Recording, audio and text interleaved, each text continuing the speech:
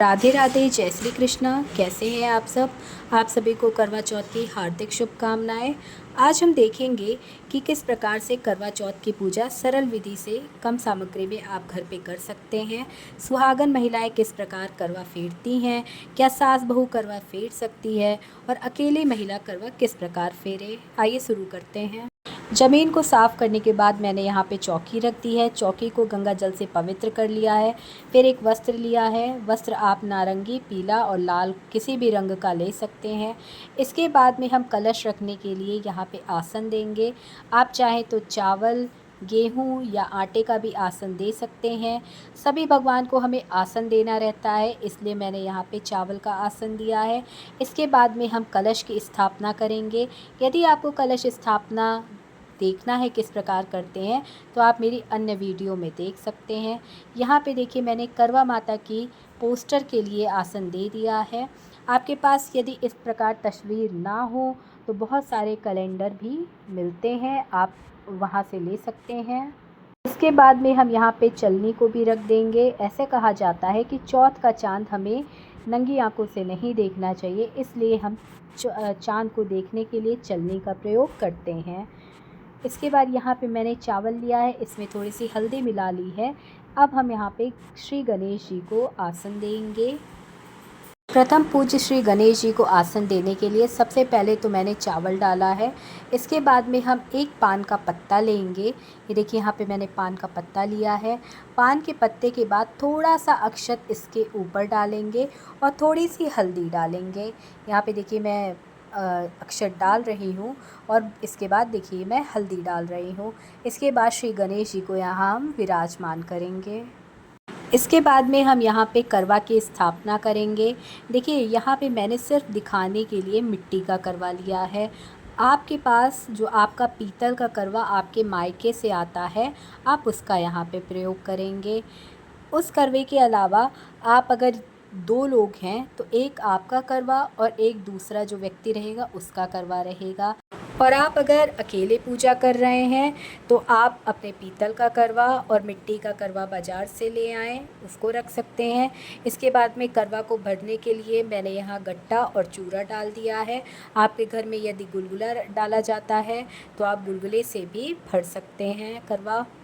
फिर करवा के ऊपर जो कटोरी रखी जाती है, इस पे मैंने चावल ले लिया है। ये सिर्फ मैं दिखाने के लिए आपको कर रही हूँ। मेरे पास स्वयं की पीतल की है, मैं उसका ही प्रयोग करती हूँ। इसके बाद में ये जो सीख होती है, ये बहुत ही महत्वपूर्ण होती है इस पूजा के लिए, क्योंकि हम जब फेरा करते हैं तब इस सीख का प्रयोग किया जाता है। आप 5 या 7 इस प्रकार से आप सीख ले सकते हैं। इसके बाद में जो करवा में छेद रहता है, हम इसको इस प्रकार से करवा में लगा देते हैं।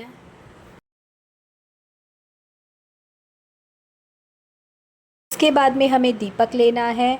एक कलश के ऊपर और 2 करवे के ऊपर हमें रख देना है।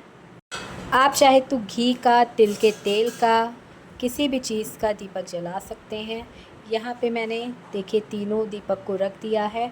अब मैं दीपक को प्रज्वलित करूँगी।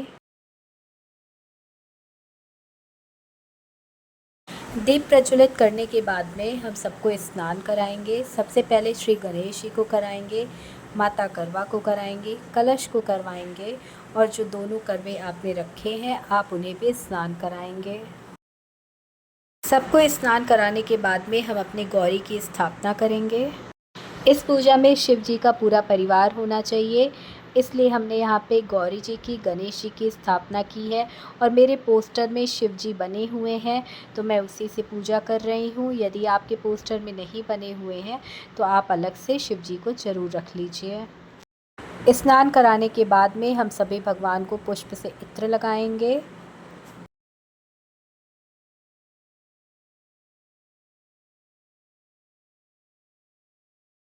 इत्र लगाने के बाद में हम सबको वस्त्र अर्पित करेंगे। यहाँ पे मैंने पीली चुन्नी श्री गणेश जी के लिए ली है, लाल कलर की चुनरी माता करवा के लिए ली है। ये सुहाग का पूजा है, इसलिए हमें लाल पीला इसी प्रकार के रंग का प्रयोग करना है पूजा में। यदि आप चुंदरी नहीं ला पा रहे हैं तो आप वस्त्र के रूप में कलावा भी चढ़ा सकते हैं। भगवान सिर्फ भाव के भूखे होते हैं। यहाँ पे मैंने चुंदरी चढ़ाई है। इसके बाद में हम श्री गणेश जी को दूर्बा चढ़ाएंगे। दूर्बा के बाद में हम सबसे पहले श्री गणेश जी को पुष्प चढ़ाएंगे। इसके बाद में हम बारी बारी सभी भगवान को पुष्प चढ़ाएंगे और फिर हम कलश को और श्री गणेश जी को जनेऊ भी अर्पित करेंगे।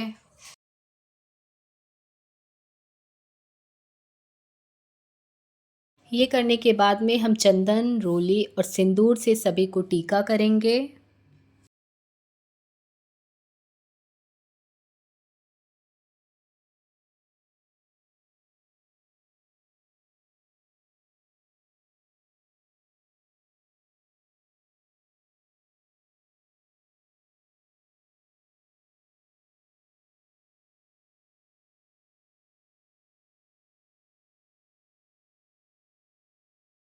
इसके बाद में हम फल, मीठा और मेवा का भोग लगाएंगे। यदि आप कर पा रहे हैं तो 5 प्रकार का मीठा कर लें, 5 प्रकार का फल कर लें और 5 प्रकार का मेवा कर लें।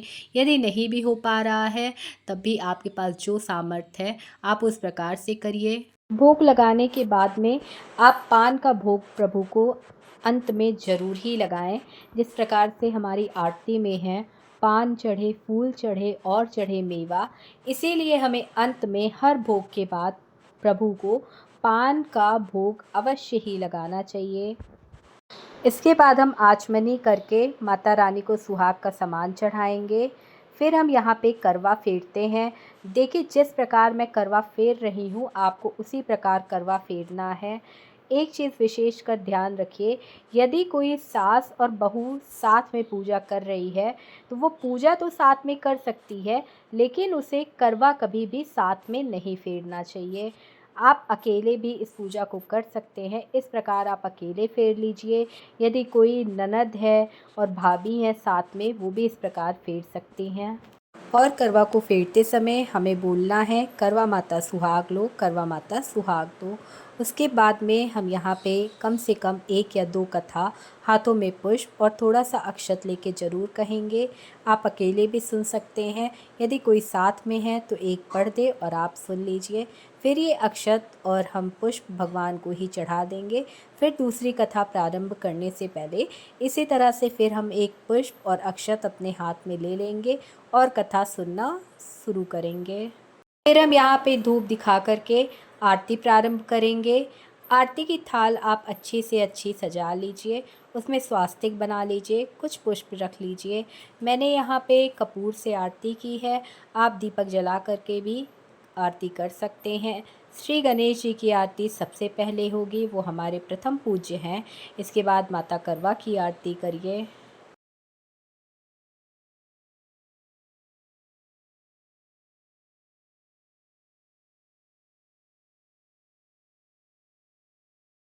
आरती करने के बाद में आरती ठंडा करके भगवान को दे दीजिए और खुद भी ले लीजिए।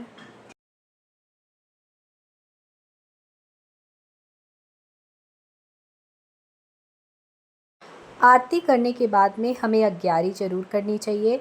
मैंने एक बड़ा सा दीपक ले लिया है, इसे मैंने गंगा जल से शुद्ध कर लिया था। फिर इस पे टीका लगा दिया था और यहाँ पे देखिए मैंने गाय के गोबर का उपला ले लिया है, जिसे कंडा भी कहते हैं। इसको थोड़ी देर मैंने गैस पे रख के सुलगा लिया था। फिर कपूर डाल करके मैंने इसे जला लिया है। यहाँ पे देखिए मैंने गुड़ लिया है और घी लिया है। गुड़ और घी से ही हम यहाँ पे अग्यारी करेंगे। ऐसी मान्यता है कि आप जो भी अग्यारी करते हैं या हवन करते हैं, उसमें जो सामग्री आप डालते हैं वो स्वयं प्रभु के पास जाती है और वो स्वीकार होती है और हमारी पूजा भी संपन्न होती है। इस प्रकार देखिए, जिस प्रकार मैं कर रही हूँ, अनामिका, अंगुष्ठा और मध्यमा का प्रयोग करके ही आप आहुति देंगे। तर्जनी उंगली का हमें प्रयोग बिल्कुल भी नहीं करना है, क्योंकि वो दोष की उंगली होती है।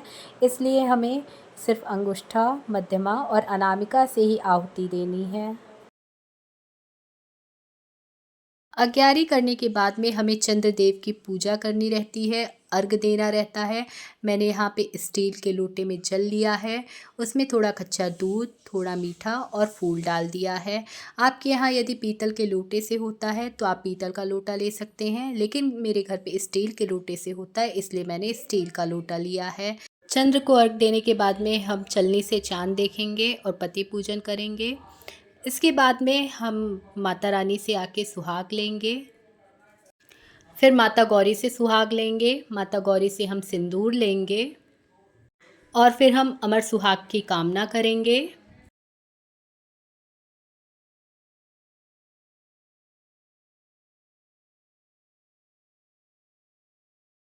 हर पूजा के अंत में हमें पंडित जी को कुछ दान दक्षिणा देनी चाहिए।